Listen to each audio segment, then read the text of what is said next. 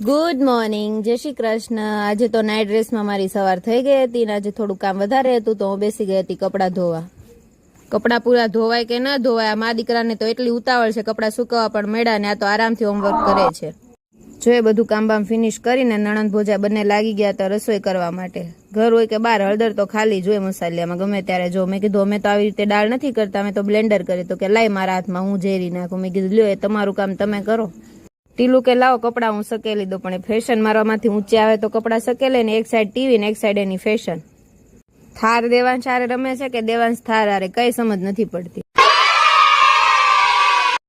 ટીલુએ તો કપડાં સકેલવાનું કામ મૂકીને નવું જ કંઈક ચાલુ કરી દીધું। મેં કીધું લાય બેનું ફટાફટ કપડાં સકેલી લો, કામ ફિનિશ થાય। એટલેમાં તો જો નવું લુક લઈને ફેશન શો ચાલુ કરી દીધું છે ફોનમાં।